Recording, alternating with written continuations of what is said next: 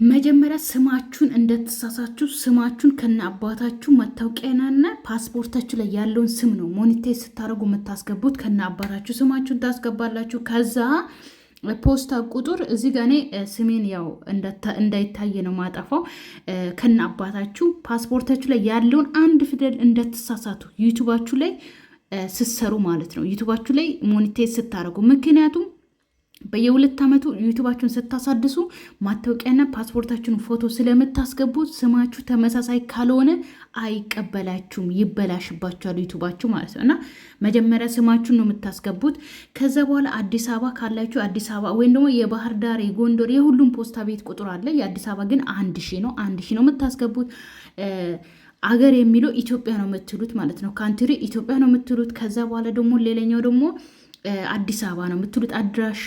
ከዛ በኋላ እንትን የሚለው ማለት ነው ምንድን ነው የሚለው መሰላችሁ ወይም ደግሞ ማለት ነው አሁን እዚህ ጋር እኔ ራሱ እያቆራረጥኩ ስለሆነ የቀረጽኩት ሙሉ አይደለም። እኔ ግን ማለት ተቀብሎኛል። ሰው ግሪን አሳይተዋል መጨረሻ ላይ። ያው በጣም አስቸግሮ የነበረ ስሜ ከፓስፖርቴ ጋር ተመሳሳይ ስላልነበረ ከዛ አሳድሼው ነው ስሜን የዩቱብ ስሜን አሳድሼው ምናምን ነው የተቀበለኝ ማለት ነው። አንድ ፊደል ተሳስቼ ማለት ነው። እና ሞኔታይዝ ማድረግ የምትፈልጉት ዩቱባችሁን ማለት ነው በውስጥ አናግሩኝ።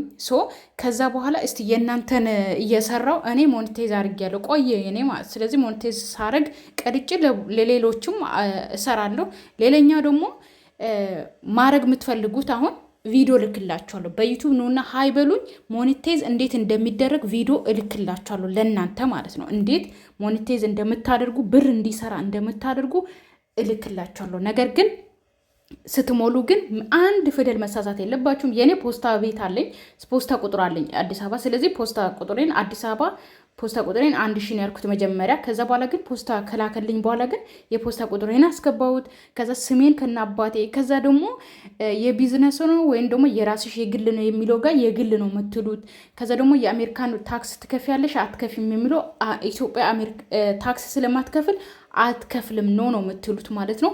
ብቻ በጣም ብዙ አለ። እሱን ሁላ እያያችሁ ሞኔታይዝ እንድታረጉ ቻናላችሁ ያላችሁ ዩቱብ ያላችሁ ዩቱብ የምትጠቀሙ ይኸውላችሁ ዩቱባችሁን ይዛችሁ ሲሆን በቃ እንድሰሩበት እፈልጋለሁ ሁላችሁም ማለት ነው። እና ሞኔታይዝ እንዴት እንደምታደርጉ እኔ ቪዲዮ እልክላችኋለሁ። እናንተ ብቻ መታችሁ እኔ ባለኝ አቅም ሁሉ አወራችኋለሁ። በቲክቶክ ነውና ጻፉልኝ። ከዛ በኋላ ሞኔታይዝ ታደርጋላችሁ። ያው ኮፒራይት ከሌለ የሰው ቪዲዮ ከሌለ ቀጥታ ሞኔታይዝ ይቀበላል ዩቱብ ማለት ነው። ያ ሙዚቃ ኮፒራይት ስትራክ ካለ አይቀበልም። የሰው ቪዲዮ ሙሉ ናምታችሁ ምጭኑ ከሆነ አይቀበልም። የሰው ፎቶ ምናምን ከዛ ልክ ሞኔታይዝ ልታደርጉ ስትሉ ታብሌን ምናምን ቀይራችሁ አስተካክላችሁ ነው ሞኔታይዝ የምታደርጉት። እሺ ውዶቼ